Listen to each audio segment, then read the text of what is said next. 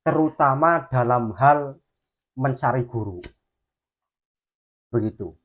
Setelah habaib ini gencar, ramai, baik yang muda maupun yang tua, semuanya terjun, baik hanya sekedar sholawatan maupun mengisi ceramah dan lain sebagainya. Akhirnya banyak para pemuda-pemuda yang lebih memilih berguru kepada Mbak Alwi, pada para habaib, dikarenakan hanya satu acuannya, cucu Rasulullah. Dasarnya, yaitu apa? Cucu Rasulullah. Tapi kalau saya kan dua tadi. Satu itu, yang kedua karena mereka punya fasilitas begitu loh Mbak. Ini fasilitas juga seharusnya jangan ditinggalkan ya, dong. Mereka punya fasilitas kan. Ya. Ya memang betul mereka punya fasilitas yang lebih dibanding dengan kiai-kiai Jawa. Itu kan karena jualan nasab.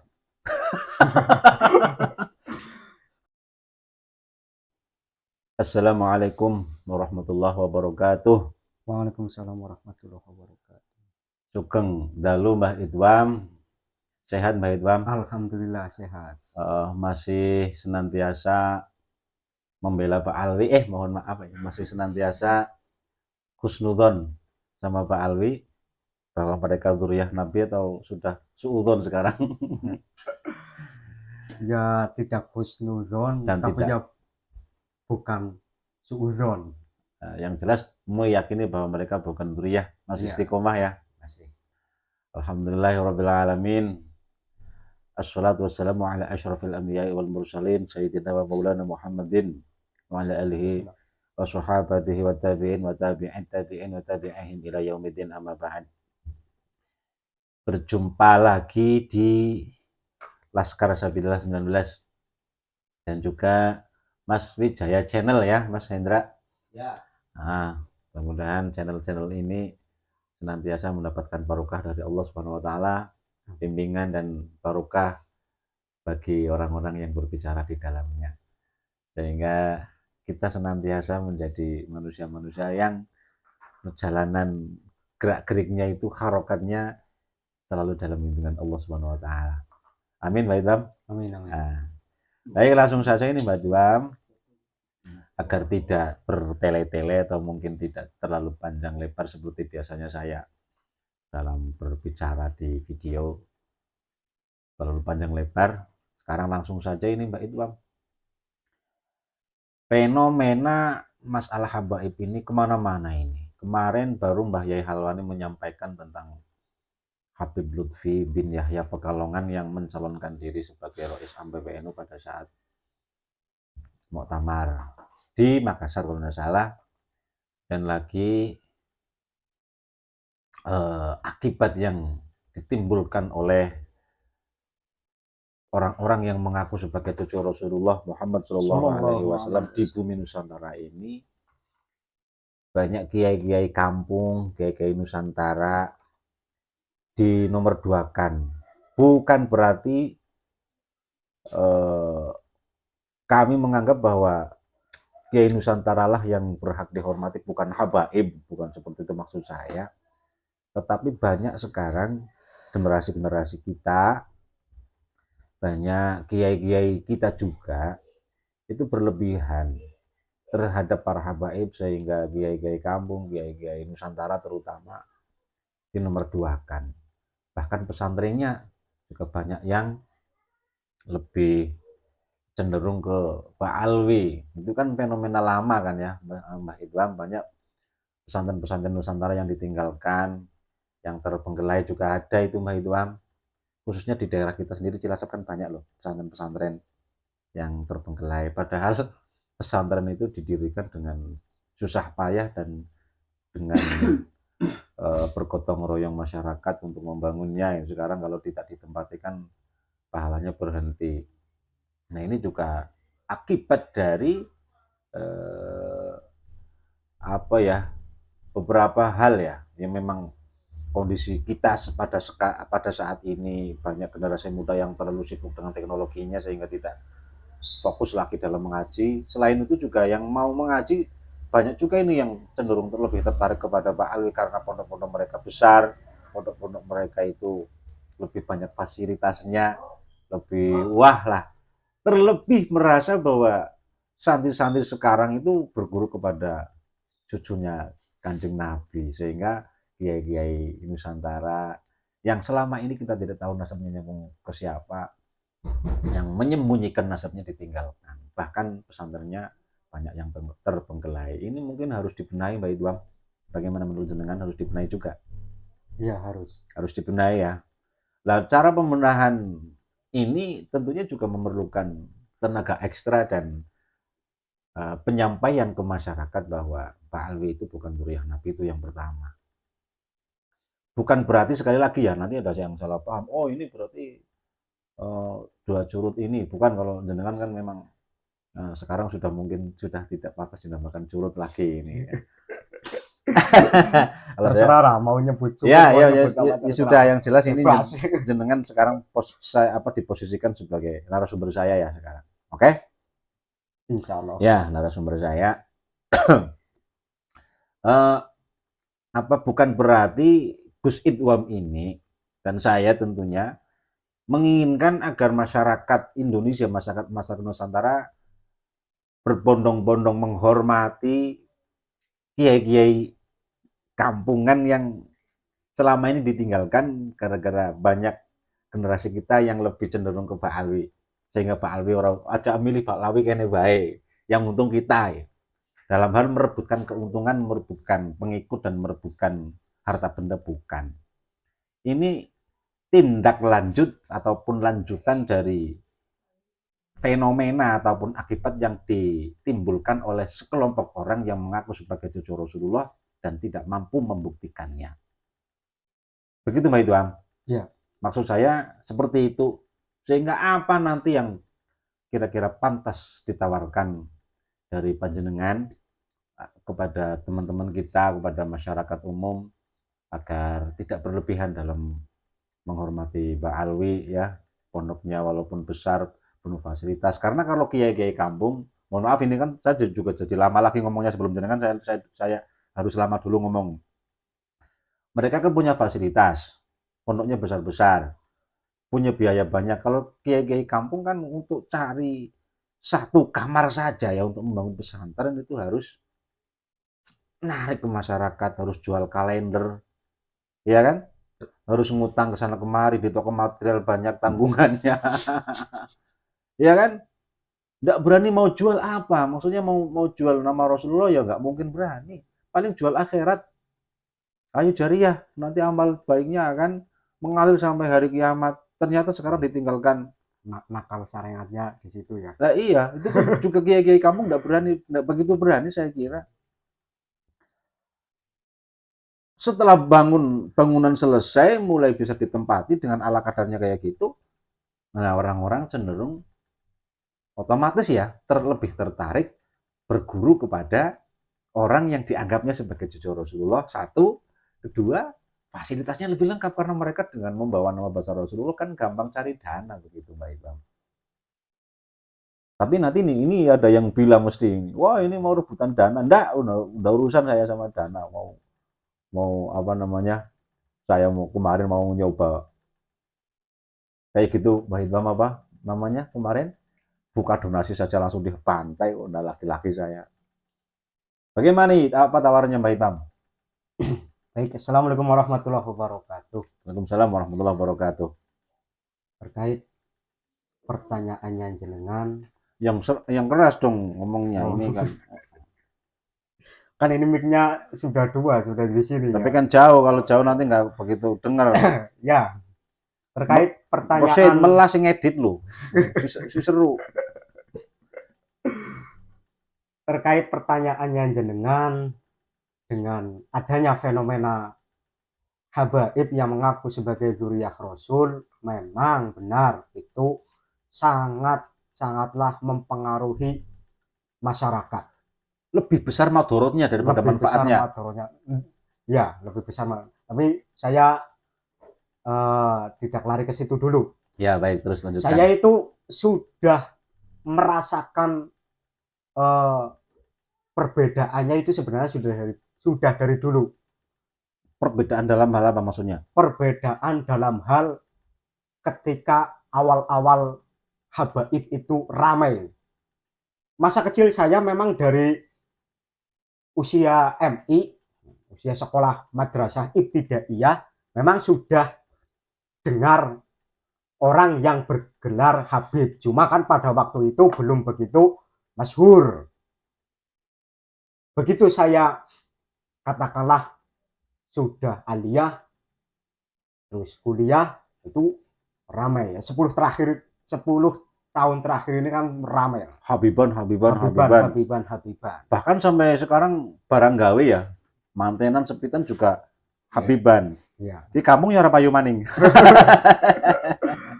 Dan di situ ada sebuah pergeseran pola pikir bagi para santri. Menurut saya, menurut pandangan saya, terutama dalam hal mencari guru. Begitu. Setelah habaib ini gencar, ramai, baik yang muda maupun yang tua, semuanya terjun, baik hanya sekedar sholawatan maupun mengisi ceramah dan lain sebagainya. Akhirnya banyak para pemuda-pemuda yang lebih memilih berguru kepada Ba'alwi, pada para habaib, dikarenakan hanya satu acuannya, cucu Rasulullah. Dasarnya, yaitu apa? Cucu Rasulullah. Tapi kalau saya kan dua tadi. Satu itu, yang kedua karena mereka punya fasilitas begitu loh Mbak. Ini fasilitas juga seharusnya jangan ditinggalkan dong. Mereka punya fasilitas kan. Ya. Ya memang betul mereka punya fasilitas yang lebih dibanding dengan kiai-kiai Jawa. Itu kan karena jualan nasab. Enggak, maksud saya begini, yang paling berpengaruh di masyarakat kan bukan karena Ba'alwi itu pondoknya bagus, secara fisik itu bagus, kamar mandinya bagus, kamarnya bagus, sebenarnya bukan itu yang paling kuat daya tariknya. Yang paling kuat daya tariknya tetap karena mereka mengaku cucu Rasulullah. Apalagi doktrinnya Ba'alwi ini kan selalu terus menerus mendoktrin kamu harus cinta kepada Ahlul Bait, kamu harus cinta kepada para habaib, kamu harus cinta kepada dzurriyyah. Ketika kamu benci maka begini dan seterusnya. Mengancam. Walaupun belum bentuk mengancam pun pasti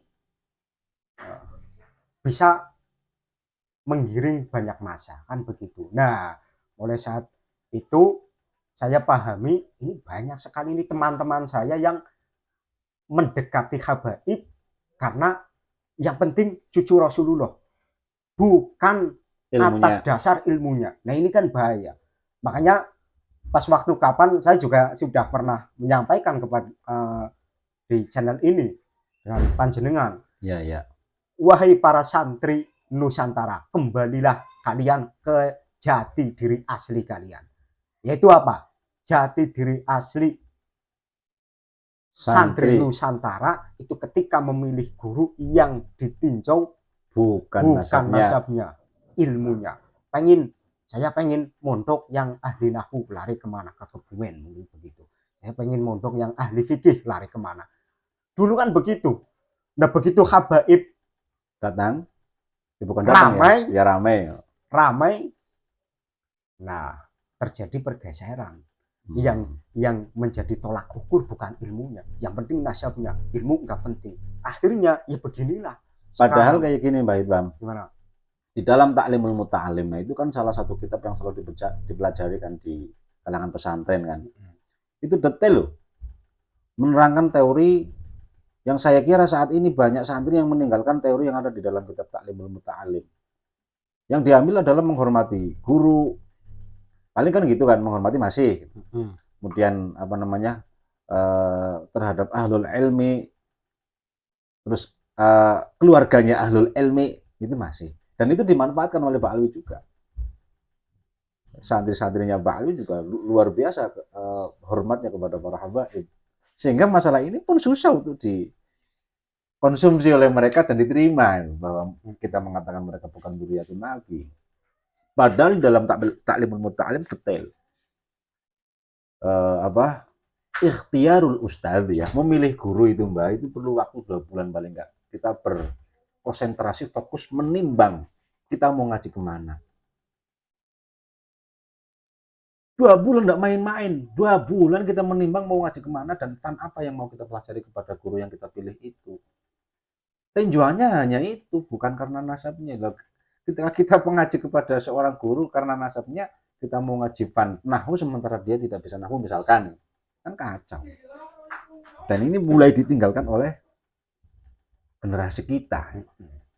Banyak walaupun ya tidak semua ya, kayak yang di Boyo kan masih banyak puluhan ribu memang. Nah ini teori taklimul muta'alim yang selama ini dipelajari di dalam pesantren mulai ditinggalkan karena cenderung santri-santri saat ini termasuk orang tuanya itu terdoktrin untuk mengkaji kepada orang-orang yang mengaku sebagai cucu Rasulullah Muhammad Shallallahu Alaihi Wasallam. Padahal taklimul muta'alim itu saya ingat betul itu. Wa yambaghi li thalibil ilmi ayyasbuta wa yasbira ala fannin. Setelah seorang santri berusaha keras untuk menentukan siapa gurunya, menentukan fan apa yang mau dikaji kepadanya, 2 bulan ini kan. Setelah itu dia harus subut dan sobur, harus subut dan sabar terhadap satu guru, terhadap satu fan ilmu, terhadap satu tempat belajar. Tidak berpindah-pindah. Fokus sampai benar-benar berhasil fan itu kita kuasai, baru setelah itu kita mempelajari fan lain kepada guru yang lain atau terhadap guru yang sama setelah pertimbangan yang matang juga. Nah ini teori taklimul muta'alim. Dan sekarang sudah banyak santri-santri yang tidak peduli dengan hal ini.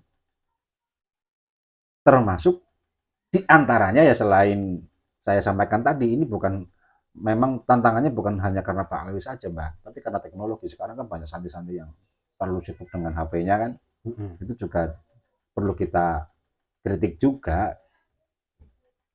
Kemudian ini Mbak Ituam, fenomena ini juga harus, saya kira harus terus digemborkan kepada harus teman-teman wali santri terutama juga yang ingin mesantrenkan anaknya. Karena juga banyak juga gini Mbak, orang punya anak mau ke pesantren saja sudah sangat beruntung, ini juga banyak Mbak Ituam. Tetapi ketika mau ke pesantren ini ke pesantrennya Pak Alwi. Hingga yang dia makan adalah doktrin. Ulama-ulama kita yang betul-betul menguasai keilmuan, yang betul-betul fokus dalam dalam mentarbiyah santri-santrinya, yang benar-benar khulus lillahi ta'ala, tidak pernah menjual nama mbahnya itu kan, itu ditinggalkan. Bahkan dampaknya lagi, pesantren-pesantren yang telah dibangun itu banyak yang terbengkelai gara-gara orang tua ataupun dorongan-dorongan dari masyarakat untuk mengkaji ilmu terhadap orang yang disangkanya sebagai cucu Rasulullah Muhammad SAW, dan saya yakin hal ini tidak diridhoi oleh Allah Subhanahu wa taala. Ya betul. Sehingga apa? Sekarang kita dikasih tahu bahwa hamba itu bukan cucunya Kanjeng Nabi Muhammad SAW. Maka kembalilah, kalau tidak berarti panjenengan berjalan pada rel yang tidak diridhoi oleh Allah Subhanahu wa taala. Cocok Mbak Ituam? Cocok. Terus gini Mbak Ituam, di pesantren masalahnya juga banyak ini kan. Kitab-kitab yang dikaji di dalam pesantren ataupun bahkan di luar pesantren, kiai-kiai kampung itu mengajarkan kitabnya Pak Ali juga ada, Sabinah. Nah ini mungkin problem apa enggak dengan perjuangan yang kita bahas ini? Ya tidak problem. Enggak problem, enggak masalah. Enggak problem. Karena begini, kiai kita, kiai Jawa, kiai Nusantara mengkaji kitab Safinah, mengkaji kitab apalagi yang karyanya Pak Lawi itu.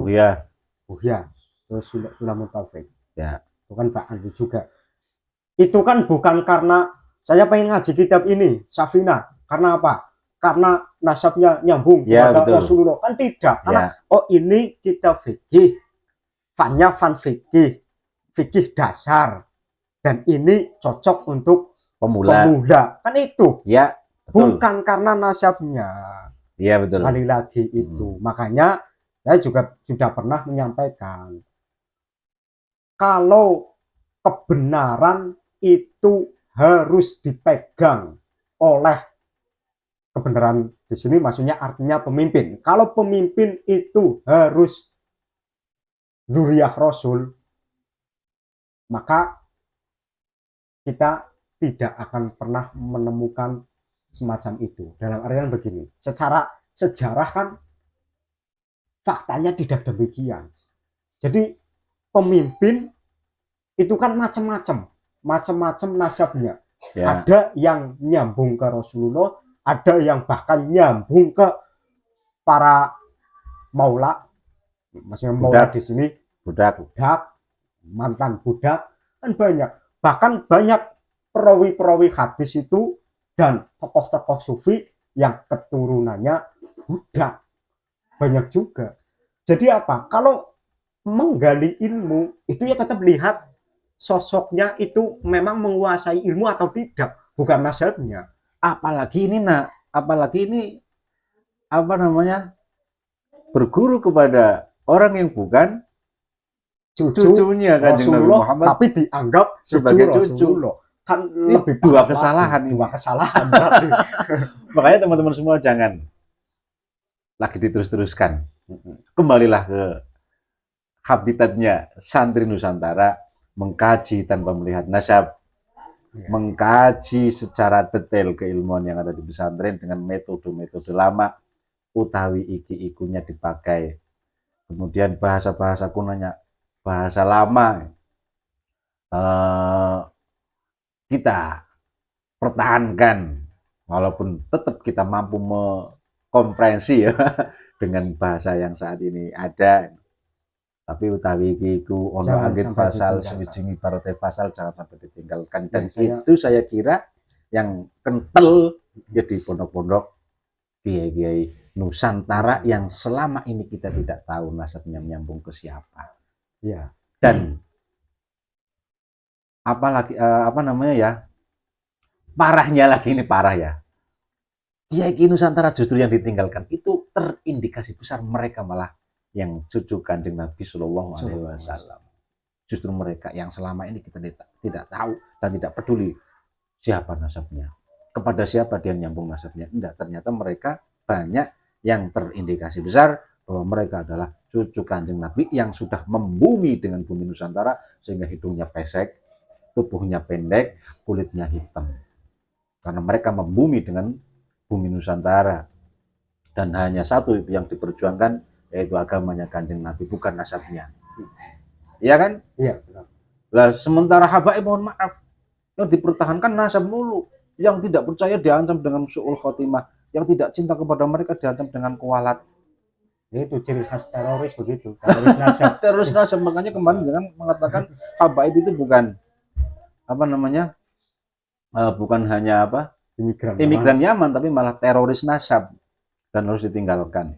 Betul Mbak Iwan? Iya betul. Harus ditinggalkan. Ditinggalkan itu artinya anggap mereka bukan cucu Kanjeng Nabi. Kalau memang mereka berkompeten untuk masalah keilmuan, ya silahkan. Ya kan, tetap silakan kan? Monggo. Mereka ada habaib yang ngefan itu bahasa, fannya itu bahasa Arab ya. Punya keahlian khusus dalam fan hadis, monggo hadisnya ke Pak Ali. Tapi untuk saat ini, ya, jangan. Saya rasa jangan dulu berguru dengan Pak Alwi. Pak Alwi suruh ngaji dulu ke kiai-kiai Jawa, kiai-kiai Nusantara. Iya, agar karakteristiknya itu sama. Begitu. Tawaduknya, terus tidak menonjolkan nasab. Dari dulu kiai-kiai Jawa kan tidak pernah pamer. Saya cucunya Sunan Gunung Jati, saya cucunya Sunan Ampel, kan tidak pernah. Dan uniknya lagi, waktu kita di pesantren, ya, seumpama dengar kiai tersebut ternyata cucunya Sunan Giri, Gus Dur cucunya Sunan Giri, kan dulu kita biasa saja. Malah oh ya memper pinter wong putune Sunan Giri, kan hanya begitu saja. Iya, sudah. Enggak begitu mengagungkan sekali, enggak kan. Yang diagungkan dari sosok Gus Dur kan tetap ilmunya. Ya, Lulusan pesantren tapi bisa berpolitik, bisa bisa jadi berbicara, presiden. ya bisa jadi presiden, bisa berbicara bidang ilmu apapun. Itu yang sosok Gus Dur yang kita kagumi kan sisi itunya, bukan karena Sunan Giri. turunannya Sunan Giri, bukan. Begitu. Ya, Nah, itu karakteristik seperti ini itu harus ditiru oleh Mbak Alwi. dan kayaknya ini masalah Pak Alwi ini kayaknya nggak mau loh Mbak, mau berguru ke Nusantara. Makanya karakternya seperti itu. Mohon maaf, saya sangat-sangat gimana loh gitu dengernya, di dalam darah saya mengalir darah, di dalam tubuh saya mengalir darah Rasulullah. Nah, itu kan yang berani berkata seperti itu coba golongan Pak Alwi. Kalian menyakiti saya berarti menyakiti Rasulullah. Ada lagi itu Habib Ahmad Al-Habsyi itu. Orang yang berbuat baik kepada Mbak Alwi, kepada Habaib, besok akan dibalas oleh Kanjeng Nabi di akhirat. Dan dibalik diambil mafhum mukhalafahnya, siapa yang menyakiti Habaib, besok akan dibalas oleh Kanjeng Nabi. Berarti Kanjeng Nabi besok sibuk banget balasin orang-orang yang menyakiti mereka. Konyol banget ini Habib Ahmad Al-Habsyi ini. Dan berapa banyak ini orang-orang yang tidak cocok dengan Habaib? Berapa banyak orang-orang yang tidak mengakui mereka bukan cucu Kanjeng Nabi? Seandainya betul mereka bukan cucunya, seandainya betul mereka adalah cucu Rasulullah, dan orang-orang seperti kita yang tidak mempercayai mereka sebagai cucu Rasulullah, besok di akhirat akan dibalas oleh Rasulullah. Satu-satu sibuk amat Kanjeng Nabi hanya untuk membela cucunya gitu kan, enggak. Sementara kita beriman kepada Kanjeng Nabi, sementara kita mengakui cucu Kanjeng Nabi selain mereka, seandainya mereka cucu, dan kita tetap mempelajari agama-agamanya Kanjeng Nabi, kita tetap mempelajari akhlak-akhlaknya Kanjeng Nabi. Kok Kanjeng Nabi akan sibuk membalas keyakinan kita yang tidak mengakui mereka sebagai cucu? Kan konyol.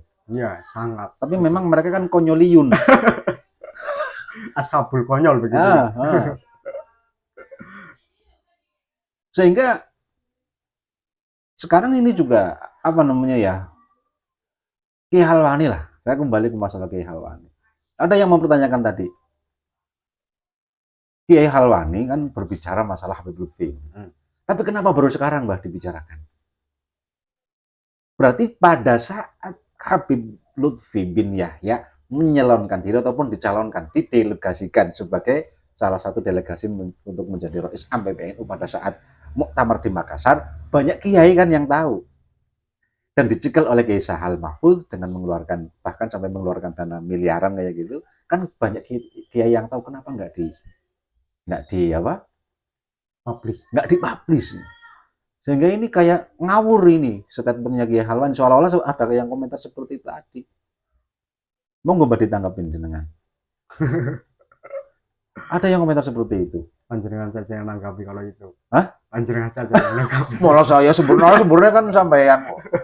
Nah, kalau saya kan sederhananya kayak gini, Mbak. Ya mungkin kan begini, kiai kita kan tahu lah. Tapi ini bukan berarti kebenaran ya. Kita kan tahu karakteristik kiai Jawa itu kan. Sebentar.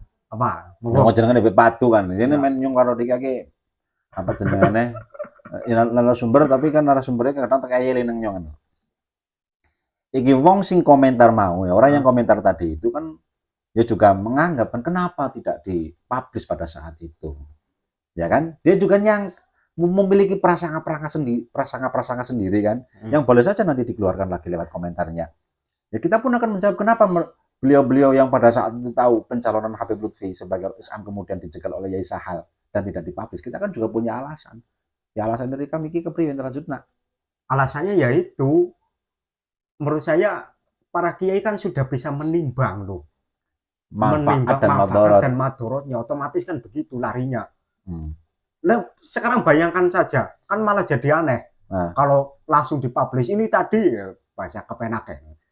Jangan sampai Habib Lutfi jadi Rois Am PBNU karena dia akan mau merubah sejarah. Pada saat itu seandainya Yai Sahal Mahfud berbicara seperti itu fitnah malah bisa fitnah saja. Karena belum terjadi perubahan sejarah. Ya, kan begitu logikanya. Dan akan terjadi gesekan, konflik antar warga Nahdien, dan itu tidak dihendaki oleh kiai-kiai kita. Yai Halwani untuk mengangkat ini saja kan perlu waktu, Mbak.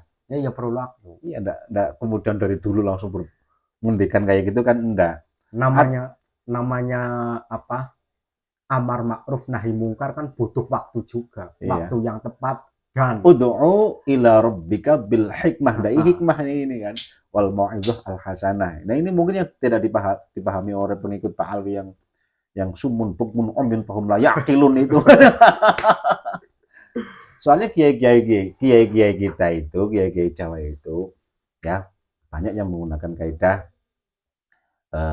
apa namanya ya, Darul Mafasid. al-kais ya itu darul mafasid ya muqaddamun ala jalbil masoleh itu pasti. Ya, apalagi Kalau habaib ya juga banyak juga yang kayak gitulah. ya, Al-kais orang yang cerdas man ikhtaro bainal khairaini awis syarraini. Tahu burung-burung mereka? kurung Belum tahu apa dok? kurung tahu temenan Temenan. sepisan gue. Orang Coba kiai siapa gue? ada deh. Guru saya lah. Dan saya mempertanggungjawabkan dakwah itu nanti bisa dikonfirmasi ke teman-teman saya yang satu angkatan yang sama-sama dengar. Mungkin yang dengar kalimat ini bukan cuma satu dua orang tapi ratusan orang. Dan itu juga ada mungkin makolahnya. Tapi yang jelas lanjut, ya. yang jelas ini kan nanti dari siapa itu nanti banyak yang mempertanyakan gitu, makanya saya jelaskan dulu saya jelaskan juga di sini. Ya. Saya dengar langsung kalimat tersebut dari beliau.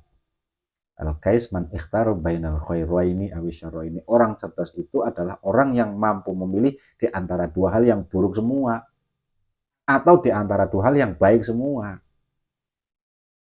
Nah, ya itu aslinya kan sama dengan kaidah darul mafasid muqaddamun ala jalbil masalih. Tapi ini ada kalimat seperti itu al-kais man ikhtaro bainal khairaini awi syarraini. Nah, ini kan semuanya buruk yang terjadi pada saat itu dipublish akan menimbulkan keburukan, tidak dipublish akan apa namanya? Ya ada keburukannya juga. Akibatnya apa? Orang kan semakin meyakini seperti sekarang ini kan bahwa mereka adalah dzurriyyah Rasulullah Muhammad Shallallahu Alaihi Wasallam dan semakin banyak tentunya para habaib. Itu akibat pada saat itu Kiai Sahal, Kiai Halwani dan seterusnya itu tidak mempublish. Kenapa Habib Lutfi dijegal agar tidak jadi Am pada saat itu? Akibatnya kan ini, tapi ini lebih baik daripada dipublish pada saat itu. Mungkin akan terjadi gesekan antar kaum Nahdiyin, antar orang-orang Nahdiyin yang di bawah terutama. Maka saat inilah ini saat yang paling tepat untuk mengatakan bahwa Untuk bongkar-bongkaran. iya untuk bongkar-bongkaran. Nah itu mungkin kayak gitu Mbak Idwam. Iya ya. Ya. Ya sependapat. Lanjut. Lanjutkan begini lagi nih. Ya, ini materi yang kedua Mbak Idwam. Bagi teman-teman yang sampai sekarang masih mempertahankan husnudzonnya pada para habaib dengan mengira mereka sebagai cucu Kanjeng Nabi Muhammad Shallallahu Alaihi Wasallam, apapun alasannya, benci sama kita, benci sama Kiai Imad, terlalu dekat sama para habaib, atau mungkin punya hubungan kerabat sama habaib, atau mungkin bahkan dia adiknya dinikahi sama habaib, atau seterusnya lah apapun alasannya. Bahayakah mempertahankan atau bahkan membela mereka dengan dengan tetap berkuar-kuar bahwa mereka adalah cucu Kanjeng Nabi? Bahayakah? Ya bahaya sekali. Bahaya sekali. Karena masalah ini menurut saya sebentar, kalau jenengan berkata bahaya, madorot, berarti itu madorot kan harus dihindari. Ya kan karena ini kaitannya kan dengan masalah agama. Kalau berbicara madorot tetapi masih dilakukan berarti haram dong. Ya, haram. Kalau haram harus ditinggalkan.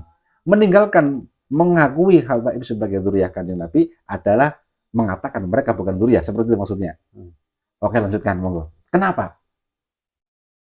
Ya itu tadi bahayanya besar. Ya apa? Madorotnya apa? Ketika kita masih mengakui habaib itu dzurriyyah Rasulullah, apalagi ini masih mengakui saja ya, bukan pada taraf karena dalih adik saya atau ya, kerabat saya, alasannya ya mengakui saja. Hanya sekedar husnudzon, mengakui bahwa Bang Alwi itu cucu Rasulullah, ini bahaya karena apa? Masih bisa terdoktrin nantinya. Karena mereka itu teroris nasab, pekerjaannya tukang doktrin. Begitu. Ya. Terkecuali dia punya jurus pamungkas Apa ya? yang pernah saya sampaikan. Apa itu? Saya lupa. Apa? Lupa. Dzurriyyah Rasul itu hanya punya legalitas untuk dihormati, tapi tidak punya legalitas menyombongkan diri, apalagi merendahkan nasab orang lain. Dan satu lagi tambahi, Apa? berguru itu lihat orang yang berilmu, bukan lihat nasabnya. Kalau dua hal ini masih dipegang, insya Allah aman. Walaupun dalam hatinya meyakini mereka sebagai cucu. Walaupun banyak dari mereka itu yang diyakini sebagai cucu, banyak yang merendahkan orang lain, banyak yang mendoktrin. Walaupun kalau ditambahi masih ada lagi. Apa itu lagi? Tambahi sejarah. Fakta sejarah, tidak semua orang alim itu cucu Rasulullah.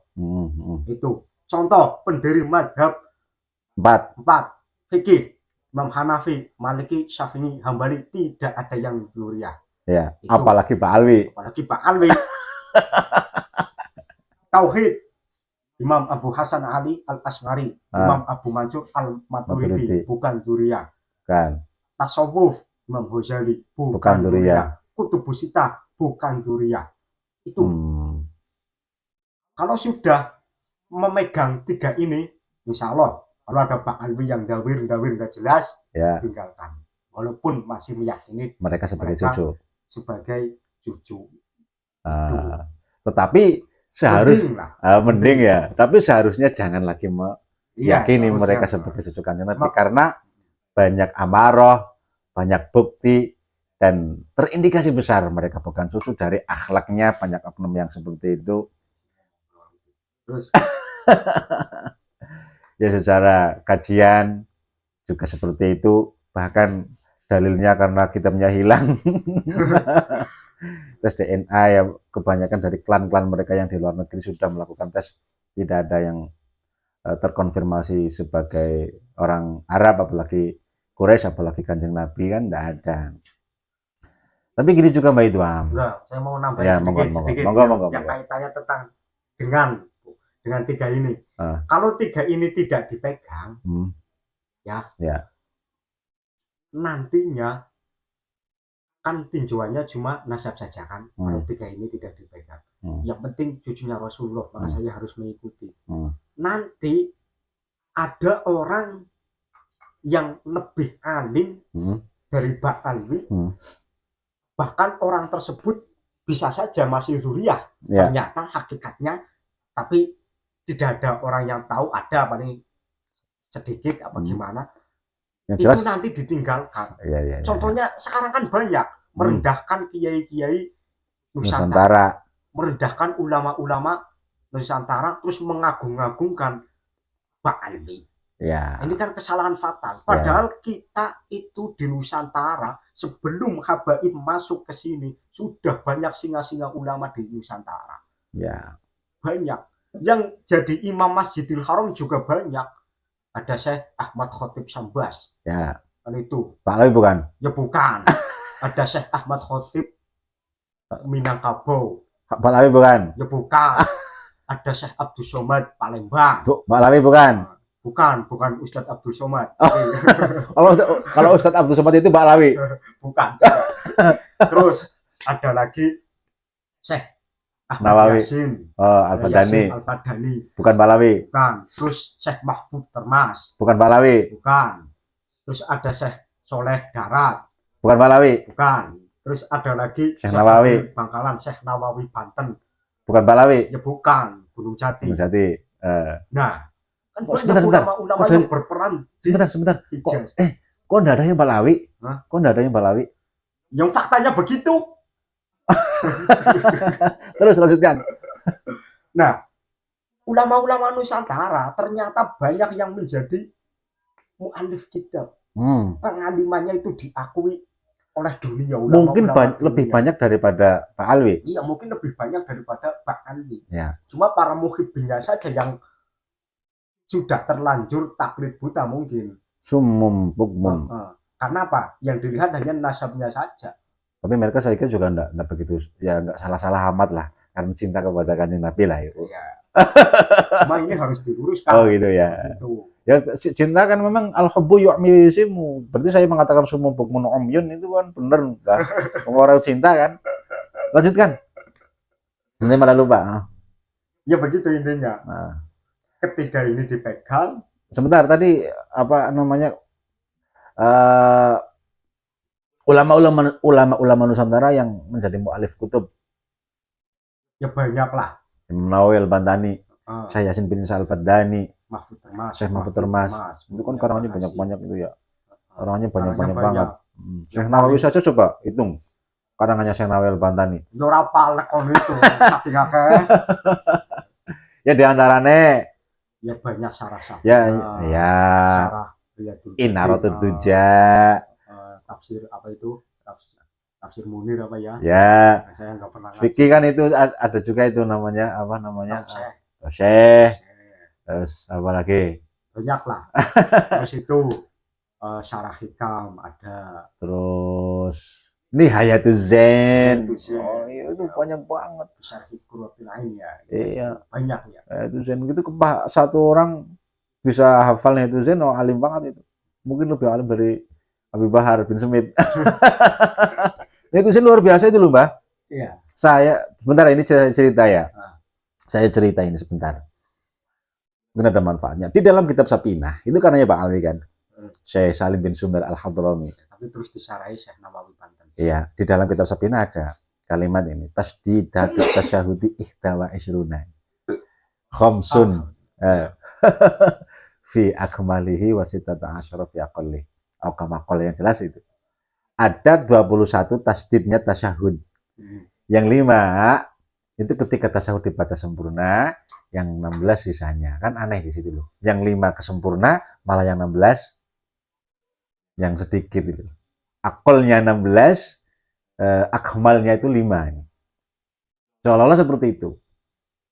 Nah itu saya kemarin juga waktu ada yang tanya itu loh orang ke saya masalah ini. Saya juga enggak begitu ngeh sebenarnya. Karena apa ketika baca Sapinah di bagian itu kan kalimatnya kan sedikit. Matannya itu kan sedikit banget.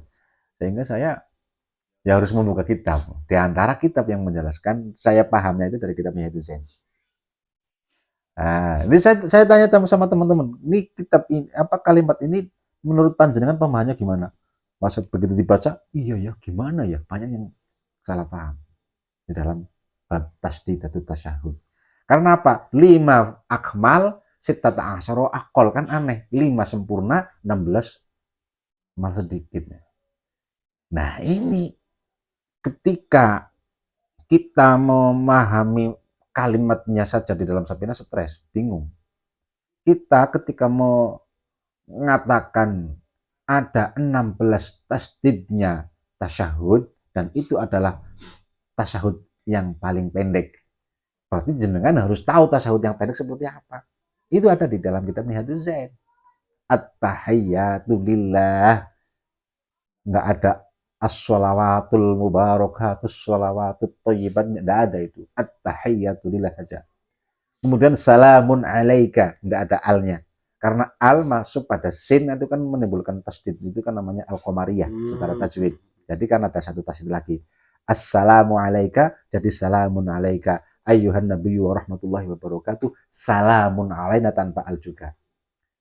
Nah itu jadi ketemu kalau at-tahiyyat dengan tanpa membawa al-mubarakah, as-shalawat, at-thayyibat, kemudian salamun alaika tanpa al dan salamun alaina tanpa al, jumlah tasdidnya ada 16. Ini Muhyiddin Pahlawi sudah pernah menghitung apa belum ini?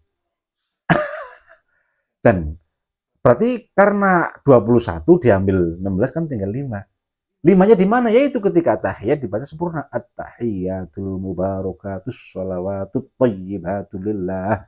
Assalamu alayka ayyuhan nabiyyu wa rahmatullahi wa barakatuh. Assalamu alayna wa ala ibadillahi sholihin. Asyhadu an la ilaha illallah wa asyhadu anna Muhammadar Rasulullah. Ada 21 tasdid. Dan ini tidak mungkin bisa dipahami tanpa memahami kitab Nihayatul Zain karangannya Imam Nawawi Al-Bantani, cucunya Sunun Gunung Jati yang bukan Pak Alwi. Iya, benar-benar. Betul. Nyung mutolaah waktu itu Mbak, tapi sampai sekarang nyung orang mutolaah maning sibuk konten. Jadi kesimpulannya, saya nyimpulkan. Kesimpulannya saudara-saudara semua bahwa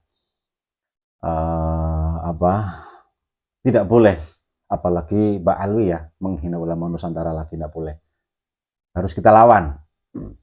Ada kalimat bahwa kiai yang alim tidak bisa lebih baik ngungkuli ya Habib-Habib walaupun dia tukang maksiat.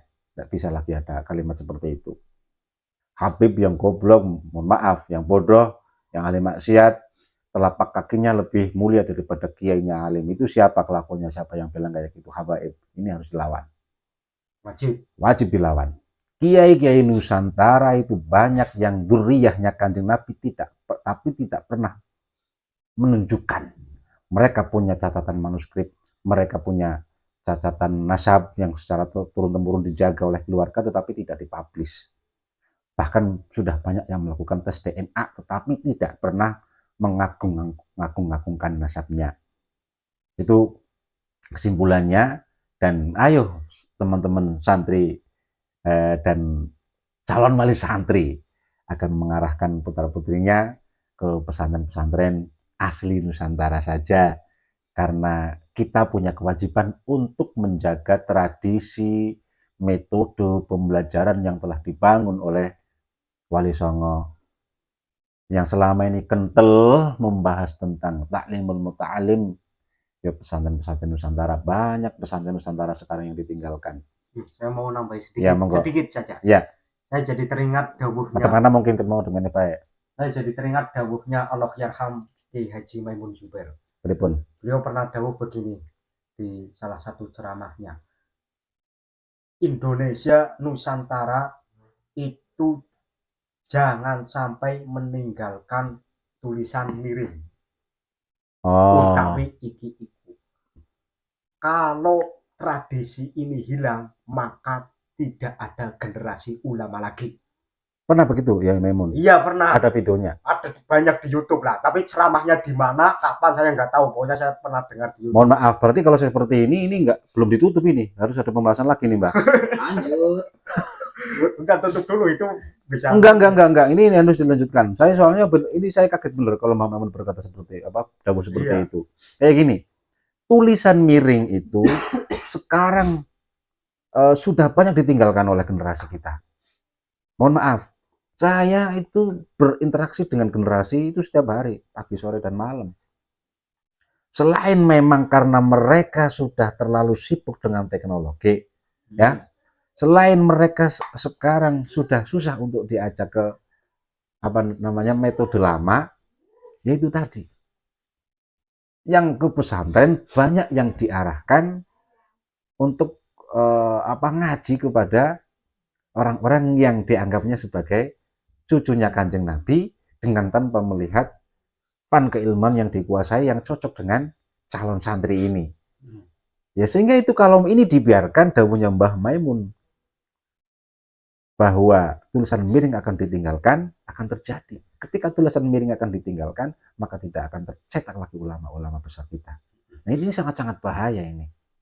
Padahal tulisan miring ini, Masya Allah saya lihat. Subhanallah, saya pernah mempelajari. Tapi ini, mohon maaf ini saya cerita juga ini. Mumpung belum ditutup ini ya Mbah ya. Saya pernah ngaji Alfiyah Ibnu Malik ya. Sama santri dari Jawa Timur yang kebetulan dia belum selesai ngaji Alfiyah. Kemudian kemarin melanjutkan ke ngaji bareng saya gitu. Dia ingin mengkaji tentang Alfiyah Ibnu Malik tapi tidak dengan nahwu sorobnya Mbah. Dengan ilmu yang lain lah. Tolong jangan artikan Alfiyah dengan nahwu sorob tapi dengan yang lain. Apa ya bodoh terserah. Kemarin saya pernah mengatakan sama, ada nanti videonya di akun saya itu ada di akun Facebook tapi menerangkan tentang ambil makna ibtidah diterapkan dalam kehidupan kita. Nah, ini kalau diterangkan masalah amil ma'nawi kita ini kan yang paham hanya orang-orang yang memahami nahwu sorof kan. Nah itu tapi kebetulan dia mempeng. Nah ini ujian kalau di ngaji di ulama kita itu kadang kayak gitu loh mbak. Mempeng dan seterusnya dia dicoba penyakit hingga meninggal dunia. Masih bujang ganteng lagi. Nah ini. Nah untuk mengartikan apa namanya kitab dengan cara miring ini luar biasa. Menempatkan maf'ul. Kemudian menandai maf'ul dengan kalimat mimfa. Kemudian ada tulisannya ing di bawah. Kemudian memposisikan naat, kita mendeteksi man'ut, kita mendeteksi naat sababi, kita mendeteksi naat hakiki, kita mendeteksi idhofah, kita mendeteksi apa namanya jamak, taksir dan seterusnya dengan dipadukan bahasa-bahasa kuna. Nah ini adanya di pesantren, pesantren salaf. Coba di dalam dunia pesantren kan makna-makna yang lama-lama ini kalau dibiarkan akan hilang betul. Apa contohnya faslun hadza faslun tegese utawi iki iku ono anggit fasal suwiji ngibarate fasal. Nah, itu bahasa apa coba? Nah ini kalau dibiarkan udah faslun punya faslun kayak gitu aja, ini statusnya sebagai khobar dari siapa, dari muta yang terbuang, hadza sudah, nggak usah utawi iki ikuan, hancur betul. Satu lagi nih yang aneh Mbak Bang. Ini saya sampaikan juga ini mumpung belum ditutup. Saya kalau ngaji Bismillahirrahmanirrahim yang mengawali seluruh kitab itu kan di mana-mana kitab salaf, ya kitab-kitab semua lah pasti kan diawali dengan Bismillah ya kan, dengan menggunakan hujah atau dalil kullu amrin dzi balin la yubda'u fihi bismillah fahuwa abtar au fahuwa aqta, kan ada kan hadisnya seperti itu. Di Dahlan Alfiyah ini kan kita bicara Alfiyah, kalau yang namanya muta'alaq ya, mereka ngerti muta'alaq Bob? Ya. Muta'alaqnya huruf jar biasanya di depan, tapi khusus bismillah muta'alaqnya di akhir kalimat. Ini khusus bismillah saja. Dulu kalau saya di desa waktu ngaji sama ayah, Bismillahirrahmanirrahim, bismillahi kelawan nyebut asmane Gusti Allah. Tapi ketika di pesantren dibalik. Maksudnya nggak dibalik, berbeda, berubah, tambah satu tingkatan lagi. Dan saya kira ini ada hanya di pesantren. Bismillahirrahmanirrahim. Bismillahi kelawan nyebut zat kang duweni asmo yo iku Allah. Ada perbedaan. Dan perbedaan ini ada tahapannya untuk memahami. Karena dengan menggunakan metode dengan menyebut nama Allah dengan menyebut zat yang memiliki nama yaitu Allah, itu sudah bermaknanya wah jauh, karena Allah adalah ismun min asma'in, dan Tuhan itu bukan ismun tetapi zat, maka kita menyebut zatnya yang kita sebut, yang kebetulan zat itu memiliki nama, salah satunya adalah Allah. Maka dengan demikian ada tugas. Nah itu ada kelanjutannya itu dari Bismillah saja dengan metode dengan menyebut zat yang memiliki nama yaitu Allah, kita ada kelanjutannya. Kelanjutannya apa? Kita harus meyakini bahwa Allah itu wujud. Bahkan menurut Said Agil Siraj jangan maujud ya, tapi wujud. Dan wujudnya harus kita tahu betul, jangan sampai salah. Wujudnya seperti apa, berbeda dengan makhluk. Wujudnya di mana sekarang Allah lagi ngapain, kita harus tahu. Itu ada kelanjutan dari makna itu saja. Kenapa Allah itu satu? Nah ini kalau nggak dipelajari kan nggak mungkin tahu, Mbah. Allah wujud kidam bakok mukhalafatul hawadis, itu ada artinya masing-masing. Ada sifat nafsiyah, ada sifat salbiyah, ada ma'ani, ada maknawiyah. Siapa yang menjelaskan kalau nggak di pesantren? Ya mungkin di Ba'ali juga ada, mungkin nggak tahu saya ya. Tapi kalimat-kalimat ini yang sudah kita kenal dari dulu ya di pesantren-pesantren salaf. Sekarang banyak yang nggak tahu lah, kenapa Allah satu? Ya kalau nggak satu ya bukan Allah. Ya kenapa satu nggak dua saja, kan banyak yang bingung loh jawabnya. Padahal menurut Ibnul Arabi, itu malah mutawakkil ya. Orang yang imannya, keyakinannya masih mengikuti orang lain dan tidak mampu menjawab pertanyaan semacam itu imannya diragukan. Nah ini kan Kalau dibiarkan, ya bahaya juga. Makanya ayo santri-santri Nusantara, calon-calon wali santri, calon apa namanya ya, ya generasi kita agar kembali mempelajari ilmu utawi iki ikut di pesantren-pesantren Nusantara. Kembali ke Kiai-Kiai Jawa. Kembali ke Kiai Jawa. Karena Kiai-Kiai Jawa itu sudah punya alat, sudah punya strategi untuk memahami kitab-kitab salaf dan teruji yang sudah teruji berabad-abad.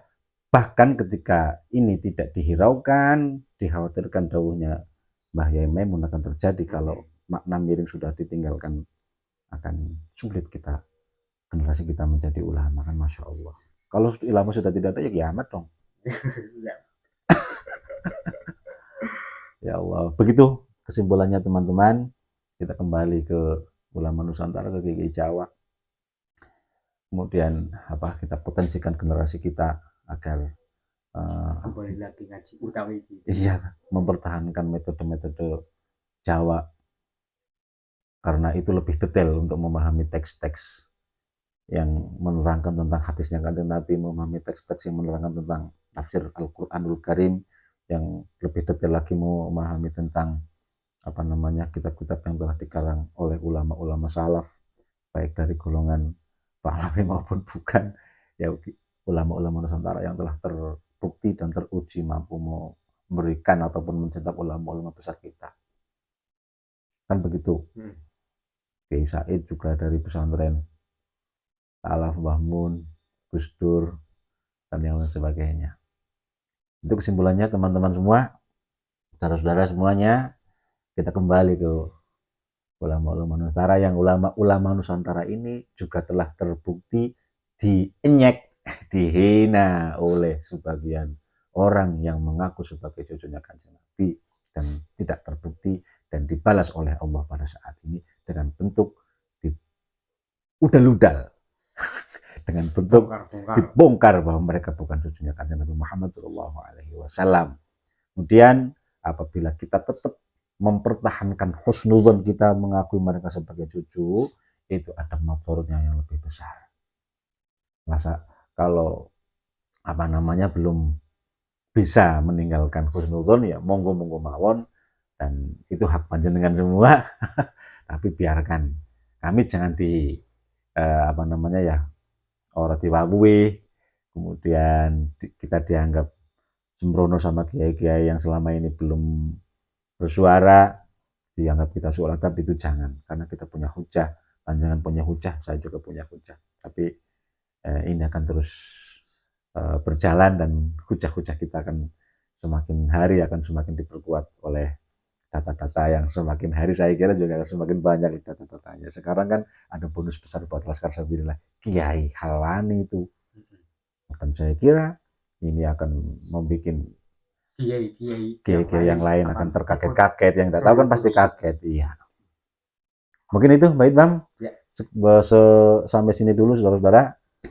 Akhirul kalam, tetap kita berdoa bahwa ra'yun suwabun yahtamilul khata'.